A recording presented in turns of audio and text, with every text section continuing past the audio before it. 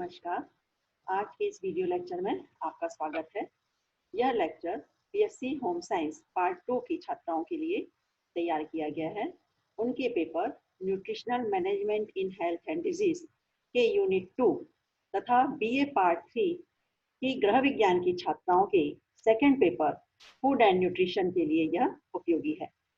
इसमें आज के इस लेक्चर में हम देखेंगे कि प्री स्कूल चाइल्ड की पोषण संबंधी आवश्यकताएं कौन कौन सी होती हैं। इसके अंतर्गत हम सबसे पहले ये देखेंगे कि प्री स्कूल चाइल्ड किसे कहते हैं, उनमें क्या विशेषताएं होती हैं, उनकी पोषण संबंधी आवश्यकताएं कौन कौन सी हैं, उनके किस तरह का आहार लेना चाहिए, उनकी न्यूट्रिशन संबंधी पोषण संबंधी समस्याएं कौन कौन सी हैं। उसमें पोषण संबंधी समस्याओं में प्रमुख रूप से हम देखेंगे प्रोटीन एनर्जी माल न्यूट्रिशन। प्रोटीन एनर्जी माल न्यूट्रिशन के कारण कौन कौन से हैं और प्रोटीन एनर्जी माल न्यूट्रिशन से ग्रसित बच्चे की पोषण संबंधी आवश्यकताएं क्या होती हैं और ऐसे बच्चों को किस तरह का आहार देना चाहिए। तो चलिए हम शुरू करते हैं। सबसे पहले देखेंगे कि प्री स्कूल चाइल्ड किसे कहते हैं। तो 1 से 6 साल का जो बच्चा होता है वह प्री स्कूल चाइल्ड कहलाता है। इस एज में शैशवावस्था की तुलना में जो ग्रोथ होती है कम होती है, लेकिन फिर भी इसमें ये ग्रोइंग एज होती है। पर मंथ 150 से 200 ग्राम शिशु का वजन जो होता है 1 से 2 साल के बच्चे का बढ़ता है। इनकी जो एक्टिविटी होती है वह भी 1 से 2 वर्ष के बच्चे में बहुत अधिक देखी जाती है। इसके अलावा जो 1 से 2 साल के बच्चे होते हैं या प्री स्कूल चाइल्ड होते हैं, उनमें उनकी हाइट जो होती है उनके वेट की तुलना में अधिक तेजी से बढ़ती है। ये देखा गया है कि 1 साल में 6 से 7 सेंटीमीटर हाइट जो होती है वह प्री स्कूल चाइल्ड की बढ़ जाती है। इस स्टेज में बच्चे अपना काम स्वयं करना पसंद करते हैं, अपनी मदर के ऊपर डिपेंडेंट रहना नहीं चाहते हैं। यदि उनकी पोषण संबंधी आवश्यकता देखें तो क्योंकि इस समय में ग्रोथ बहुत तेजी से होती है, बच्चा बहुत एक्टिव होता है, इसलिए इसकी ऊर्जा संबंधी आवश्यकता बढ़ जाती है और ऊर्जा संबंधी आवश्यकता उसकी ग्रोथ और एक्टिविटी पर निर्भर करती है। यदि इस समय कम आहार दिया जाए या अपर्याप्त आहार दिया जाए तो बच्चे का वेट गेन ठीक से नहीं हो पाता है और उसकी ग्रोथ भी रुक जाती है। उसकी ग्रोथ जो होती है फ्लक्चुएट होती रहती है, पर्सन टू पर्सन या एक बच्चे से दूसरे बच्चे में वेरी कर सकती है। यदि हम प्रोटीन की रिक्वायरमेंट देखें तो क्योंकि यह बढ़ती उम्र है, इस समय नई नई कोशिकाओं का निर्माण हो रहा है, इसलिए प्रोटीन की आवश्यकता बढ़ जाती है। प्रोटीन जो होता है शरीर में मांसपेशियों का निर्माण करता है। साथ ही साथ क्योंकि बोन की भी ग्रोथ हो रही है, बोन ग्रोथ के लिए भी आवश्यक है कि प्रोटीन अधिक मात्रा में लिया जाए। तो ये देखा गया है, बताया गया है कि 1.5 से लेके 2 kg पर केजी ऑफ बॉडी वेट जो होता है वह प्रोटीन इस समय पर्याप्त होता है। इसके अलावा जो ब्लड फॉर्मेशन होता है उसके लिए भी प्रोटीन की आवश्यकता होती है। हमारे ब्लड में जो आरबीसी वगैरह पाई जाती हैं उसके निर्माण के लिए भी प्रोटीन की आवश्यकता होती है। यदि फैट की आवश्यकता देखें तो एक प्री स्कूल चाइल्ड की जितनी फैट की आवश्यकता होती है उसका 25% जितनी कैलोरी की आवश्यकता होती है उसका 25% कैलोरी फैट के द्वारा प्राप्त होनी चाहिए। और उनमें एसेंशियल फैटी एसिड्स की जो मात्रा है वह 5 से 6% तक होनी चाहिए। यदि हम मिनरल्स देखें तो मिनरल्स में प्रमुख रूप से कैल्शियम आता है, क्योंकि इस समय बच्चे का विकास हो रहा है, उसकी हड्डियों का निर्माण हो रहा है, तो कैल्शियम शरीर में डिपॉजिट होता है। इस कैल्शियम का कितनी मात्रा में शरीर में डिपॉजिशन हो रहा है उसके आधार पर कैल्शियम की आवश्यकता निर्धारित होती है। आरडीए के द्वारा 600 मिलीग्राम पर डे कैल्शियम एक प्री स्कूल चाइल्ड के लिए निर्धारित की गई है। आयरन की आवश्यकता हम देखें तो पर केजी ऑफ बॉडी वेट के हिसाब से कितनी ग्रोथ हो रही है उस हिसाब से आयरन निर्धारित होता है।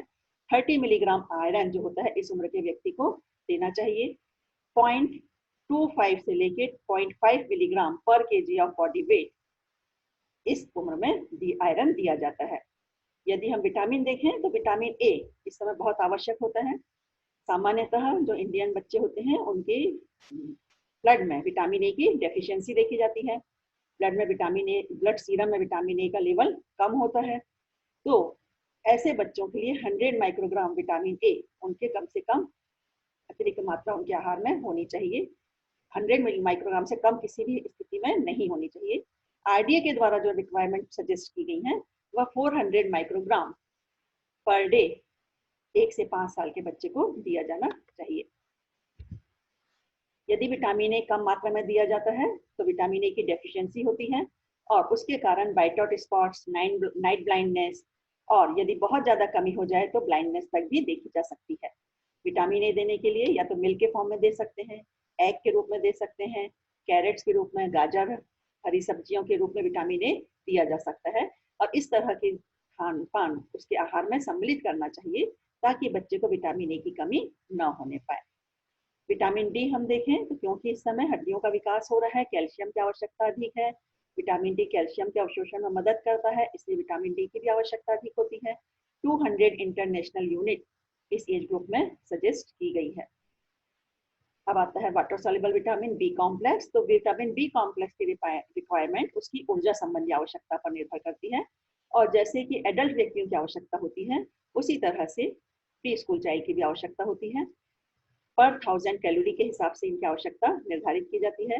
0.5 मिलीग्राम थायमिन, 0.6 मिलीग्राम राइबोफ्लेविन और 6.6 मिलीग्राम नियासिन विटामिन B3 पर 1000 कैलोरी के हिसाब से दिया जाता है।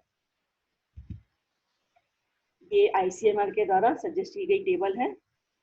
ICMR ने समय समय पर कई प्रकार की टेबल बताई हैं। 2010 में उन्होंने जो इंडियंस के लिए आवश्यकताएं निर्धारित की हैं प्री स्कूल चाइल्ड के लिए, वो इस प्रकार से हैं कि इनका जो कैलोरी है, यदि 1 से 3 साल के बच्चे को 1060 कैलोरी और 4 से 6 साल के बच्चे को 1350 कैलोरी दी जानी चाहिए। प्रोटीन जो है वह 1 से 3 साल को 16.7 ग्राम और 4 से 6 साल को 20.1 ग्राम दिया जाना चाहिए। कैल्शियम यदि हम देखें तो 600 मिलीग्राम पर डे दोनों ही एज ग्रुप के व्यक्ति को या बच्चे को दिया सजेस्ट किया गया है। फैट जो है वह 1 से 3 साल के बच्चे को 17 ग्राम और 4 से 6 साल के बच्चे को 25 ग्राम फैट। इसमें विजिबल और अनविजिबल दोनों ही तरह के फैट सम्मिलित हैं। आयरन जो है 1 से 3 साल के बच्चे को 9 मिलीग्राम और 4 से 6 साल के बच्चे को 13 मिलीग्राम सजेस्ट किया गया है। विटामिन ए जो है वह दोनों के लिए ही 400 माइक्रोग्राम निर्धारित किया गया है। और विटामिन बी कॉम्प्लेक्स जो है वह उनकी ऊर्जा संबंधी आवश्यकता के आधार पर है 0.5, 0.6 और 8 मिलीग्राम। एस्कॉर्बिक एसिड जो है वह दोनों ही एज ग्रुप को 1 से 3 और 4 से 6 दोनों ही एज ग्रुप में 40 मिलीग्राम पर डे निर्धारित किया गया है। फोलिक एसिड 1 से 3 साल के बच्चों को 80 माइक्रोग्राम और 4 से 6 साल के बच्चों को 100 माइक्रोग्राम निर्धारित किया गया है। अब ये हम देखेंगे कि ऐसे कौन कौन से फैक्टर हैं जो कि बच्चा खाना नहीं पसंद करते हैं। आप लोगों ने देखा होगा कि जो प्री स्कूल चाइल्ड होते हैं वो बहुत चूजी होते हैं, वह कोई भी खाना आसानी से स्वीकार नहीं करते हैं। तो ऐसे बहुत से कारण होते हैं जिसके कारण बच्चा फूड को रिजेक्ट करता है या खाना नहीं चाहता है। तो उनके इन फैक्टर्स को कई के आधार पर 4 वर्गों में विभाजित किया गया है। सबसे पहला है हेल्थ रिलेटेड फैक्टर, जो उसकी हेल्थ से रिलेटेड फैक्टर होते हैं जो कि जिसके कारण बच्चा खाना खाने से मना करता है। उसमें सबसे पहला है चाइल्ड में बी सिक, यदि बच्चा बीमार हो, यदि बच्चे को किसी प्रकार की बीमारी होती है, प्री स्कूल चाइल्ड है, वीक मतलब काफी इजीली कोई भी इन्फेक्शन उनको हो सकता है, तो इस तरह की यदि कोई बीमारी होती है तो बच्चा खाना खाने से मना कर सकता है। उसमें किसी प्रकार का वर्म इन्फेक्शन हो, स्पेशली हुक वर्म, यदि हुक वर्म का इन्फेक्शन इस एज ग्रुप में बच्चे को होता है तो जनरली बच्चा खाना अवॉइड करता है। या उसमें किसी प्रकार की न्यूट्रिशनल डेफिशिएंसी होगी तो उसमें किसी ना किसी प्रकार की बीमारी होगी जिसके कारण हो सकता है कि बच्चा खाना खाने से मना कर दे। दूसरा होता है साइकोलॉजिकल फैक्टर, मनोवैज्ञानिक फैक्टर्स। इसमें सबसे पहला होता है स्ट्रेस ऑफ स्कूल। ये प्री स्कूल चाइल्ड है, पूर्व शालेय बालक, लेकिन फिर भी इस एज में बच्चा किंडरगार्टन, प्री नर्सरी, नर्सरी आदि में जाता है और जनरली इस समय बच्चा घर छोड़ करके, अपने माँ को छोड़ करके अदर दूसरी जगह नहीं जाना नहीं चाहता है। और यदि ऐसे में उसको स्कूल भेजा जाता है तो बच्चे को बहुत स्ट्रेस हो जाता है। कई बच्चे ज्यादा स्ट्रेस फील करते हैं, तो उस स्ट्रेस के कारण भी हो सकता है वो खाना ना खाए। या फिर एब्सेंस ऑफ फादर और मदर, यदि बच्चे के माँ या पिताजी में से कोई ना हो तो बच्चा इमोशनली डिस्टर्ब हो जाता है और वो खाने से मना करता है। बर्थ ऑफ सिबलिंग, कई बार क्या होता है बच्चे का भाई या बहन जन्म ले लेता है तो बच्चे को लगता है कि मेरा प्यार बट रहा है और उसके कारण वो क्या करता है, खाने से मुंह फेरने लगता है। फिर है शिफ्टिंग ऑफ न्यू प्लेस, यदि उसे किसी नए स्थान पर शिफ्ट किया गया बच्चा जिस स्थान में रहने का यूज टू है, यदि उसे किसी दूसरे स्थान पर भेज दिया जाए तो भी वो खाने से इनकार करने लगता है। और कई बार बच्चे अपने पेरेंट्स का अटेंशन, अपने पेरेंट्स का ध्यान केंद्रित करने के लिए, अपनी ओर आकर्षित करने के लिए भी खाना खाने से इनकार करते हैं। आजकल की अपनी जो लाइफ स्टाइल है, माँ और फादर, पेरेंट्स दोनों ही जो होते हैं वर्किंग रहते हैं, बच्चे पर बहुत ज्यादा अटेंशन नहीं दे पाते हैं। और यदि बच्चा अपने आप को बहुत इग्नोर फील करता है तो खाना ना खा करके अपना नाराजगी जाहिर करता है और अपने पेरेंट्स का ध्यान आकर्षित करना चाहता है। नेक्स्ट होता है फूड फैक्टर, मतलब भोजन से रिलेटेड कौन कौन से फैक्टर होते हैं। तो उसमें सबसे पहला है अनअट्रैक्टिवली सर्व, मतलब आकर्षक ढंग से सर्व ना किया गया हो। यदि बच्चे, ऐसा नहीं है, कई बार होता है ना कि बच्चे छोटे हैं, उनको कैसा भी खाना दे दो, ऐसा नहीं है, उन्हें भी आकर्षक तरीके से सही ढंग से सर्व किया जाना चाहिए। रिपीटेड फूड, यदि बार बार एक ही खाना दिया जा रहा है, उसमें किसी प्रकार की वैरायटी ना हो, तो भी बच्चा खाने से मना कर देता है। बच्चे की पसंद और नापसंद के अनुसार भोजन नहीं दिया गया हो, या फिर फूड पैलेटेबल नहीं हो, स्वादिष्ट ना हो, और उसका टेम्परेचर सही नहीं हो, बहुत ज्यादा गर्म या बहुत ज्यादा ठंडा हो, तो भी बच्चा मना कर सकता है। या फिर मील देने के जस्ट पहले उसने कोई स्नैक्स लिया हो, किसी प्रकार के कोई दूसरा नाश्ता कर लिया हो, जिसके कारण उसका पेट भरा हो, वो खाना खाने से मना कर देता है। अदर फैक्टर्स के अंतर्गत बच्चा बहुत ज्यादा थका हो, यदि किसी कारण से बच्चा थक गया है, बहुत ज्यादा परेशान है, थक गया है, तो भी वो खाना खाने से मना कर देता है। या उसका ध्यान खेल की ओर डाइवर्ट हो गया है, वो खेलना चाहता हो, इसलिए वो खाना खाने से मना कर देता है। या फिर उसको खेलने के लिए या खाने के लिए ठीक तरह की कंपनी प्राप्त नहीं हो पा रही है, संगी साथी नहीं मिल पा रहे हैं, तो भी बच्चा कई बार खाना खाने से मना कर देता है। और यदि ठीक तरह से वो डाइट नहीं लेता है तो फिर उसके किसी प्रकार की न्यूट्रिशनल समस्याएं उसमें जन्म हो सकती है।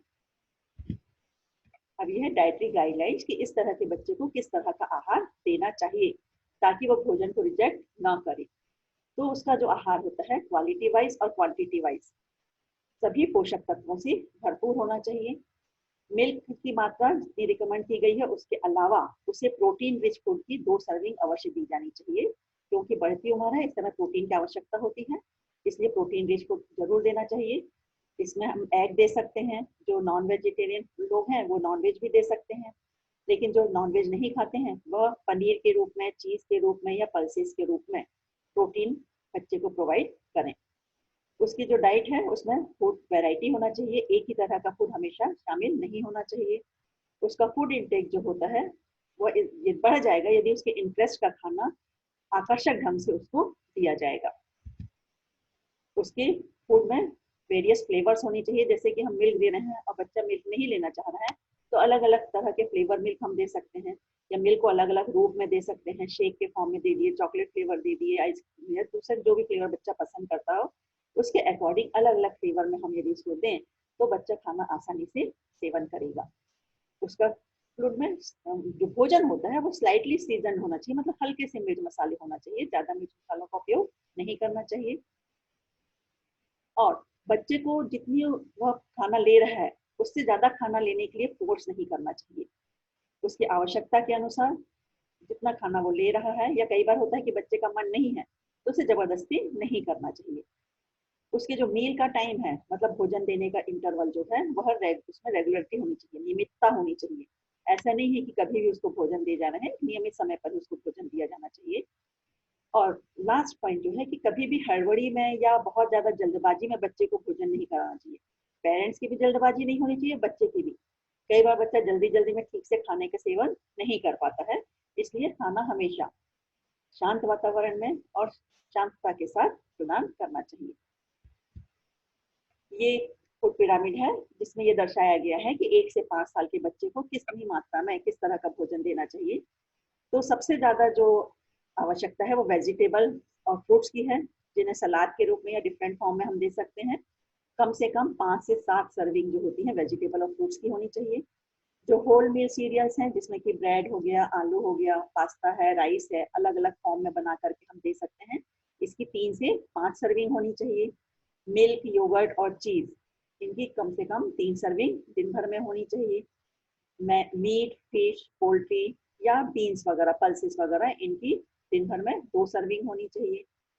और फैट्स और स्प्रेड ऑयल वगैरह की जो सर्विस है वो बहुत ही थोड़ी मात्रा में, फैट और ऑयल कम मात्रा में देना चाहिए, स्मॉल क्वांटिटी में देना चाहिए।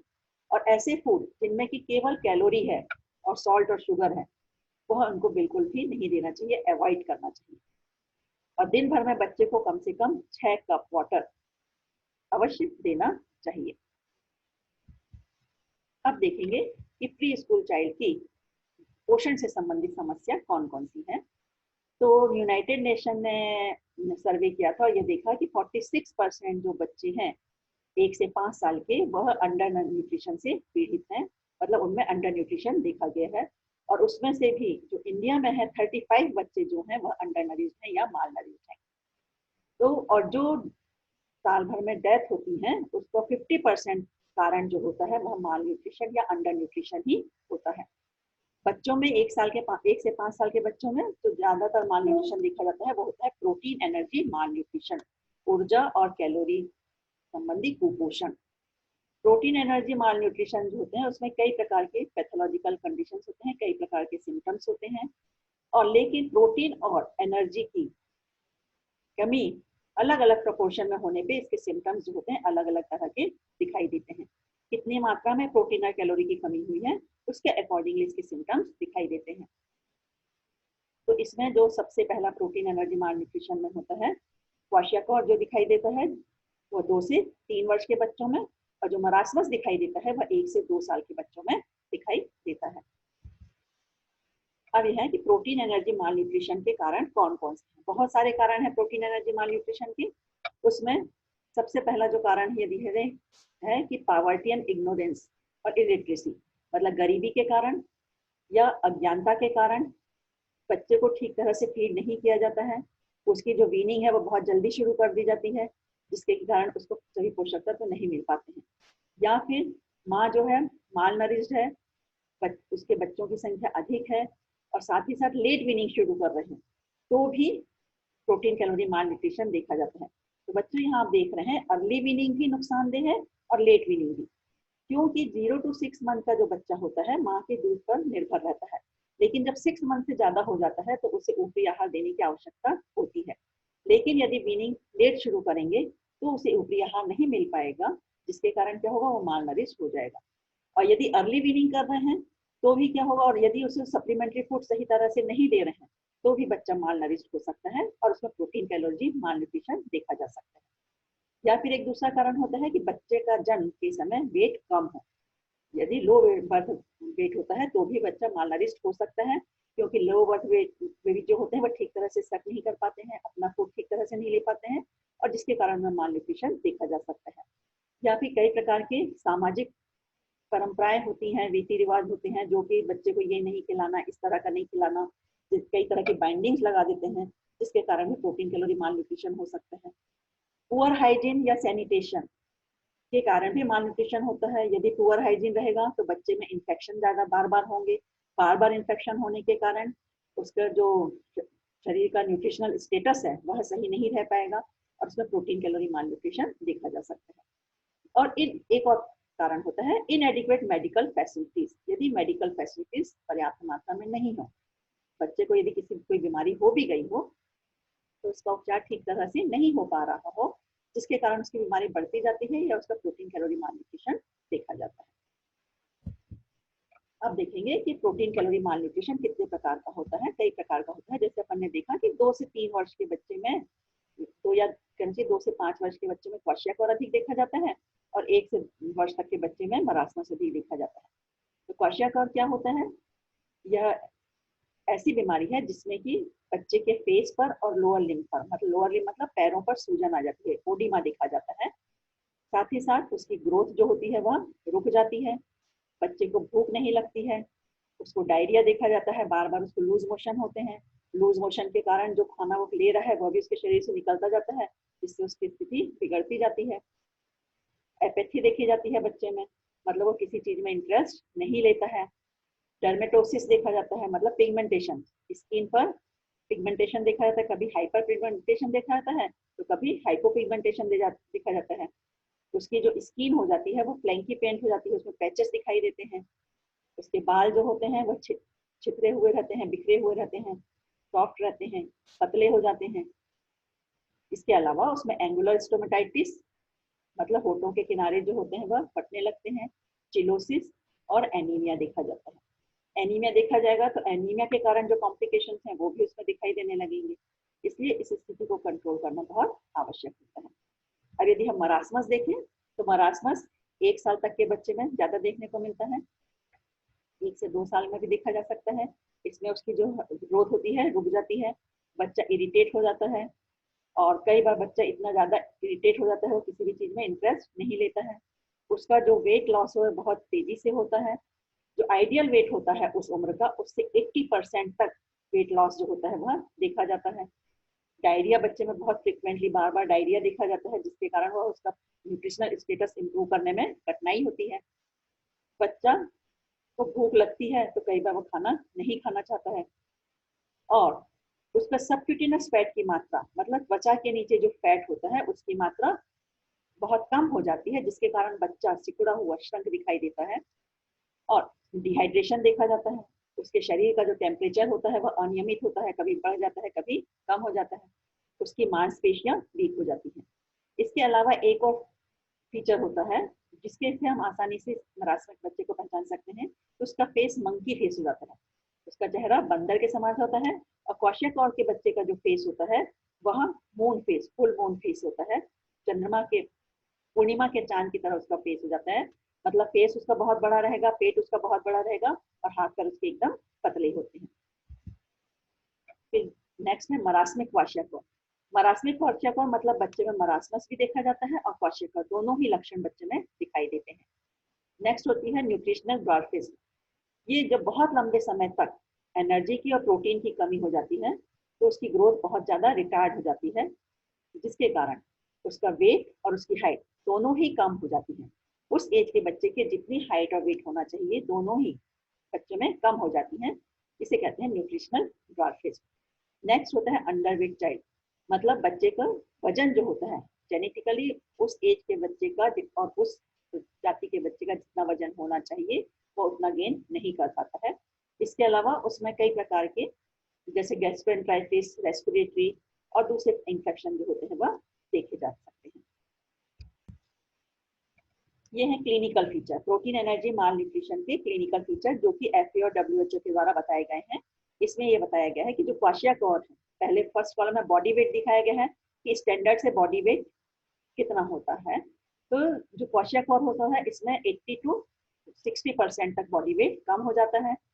ओडिमा देखा जाता है क्वाशियाकॉर में और जो वेट और हाइट दोनों में ही कमी देखी जाती है। मरासमिक क्वाशियाकॉर में देखा जाए तो जो स्टैंडर्ड वेट है उससे 60% से भी ज्यादा कम हो जाता है, ओडिमा देखा जाता है और इसमें वेट और हाइट दोनों ही तुलनात्मक रूप से ज्यादा कम हो जाते हैं।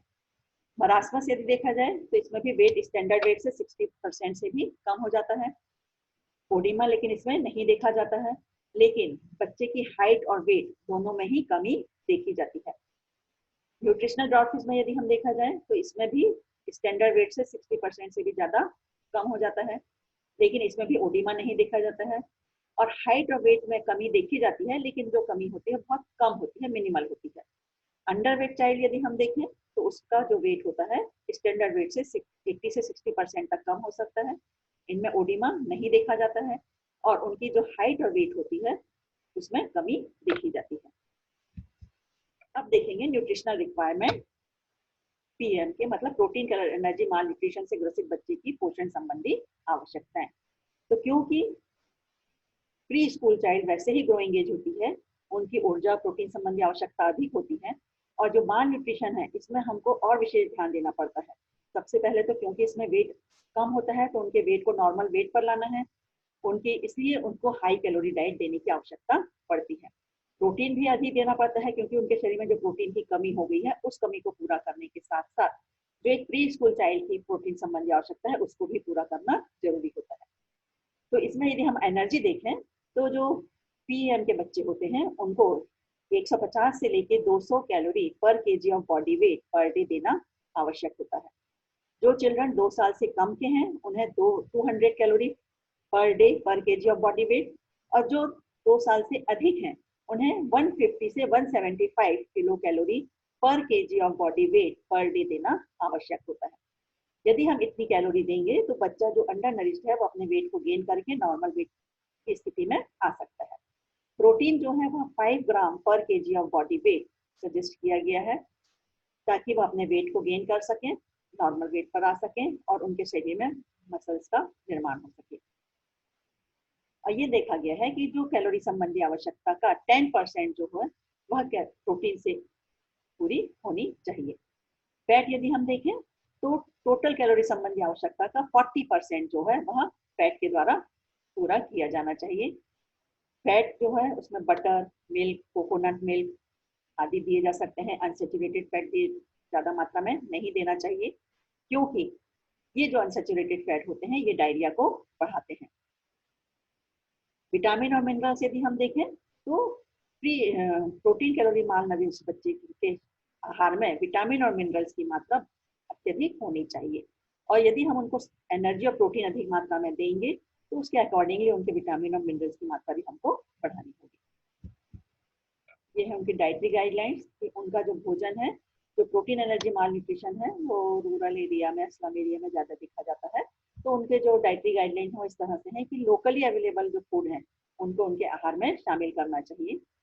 ऐसे फूड उनके आहार में लेना चाहिए जो कि बहुत महंगे ना हो और जो आसानी से जिनका पाचन आसानी से किया जा सके।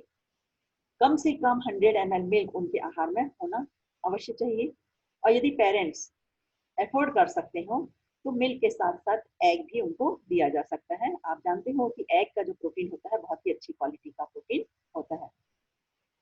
उनका जो सीरियल और पल्सेस का रेशियो हो वो 5:1 होना चाहिए, मतलब उनको दिन भर में जितना सीरियल्स दिया जा रहा है उनको 5 भाग है तो पल्सेस जो है वो 1 भाग देना चाहिए। नेक्स्ट जो ध्यान रखने योग्य बात होती है कि उनका जो आहार है वो दिन भर में इवनली डिस्ट्रीब्यूटेड होना चाहिए। ऐसा नहीं है कि हमने एक समय में बहुत ज्यादा खिला दिया, दूसरे समय में हम उसको नहीं खिला रहे हैं। तो एक दिन भर में उसका आहार इवनली डिस्ट्रीब्यूटेड होना चाहिए। उसके आहार में सभी फूड ग्रुप्स होना चाहिए। आप जानते हो 5 फूड ग्रुप्स हैं और सभी फूड ग्रुप्स उसके आहार में होना चाहिए, और जो फूड ग्रुप्स उसमें दिए जा रहे हैं वो बच्चा उसको पसंद करता है। साथ ही साथ उसकी जो क्वांटिटी है वह ऐसी होनी चाहिए कि बच्चा उसको ठीक तरह से ले सके।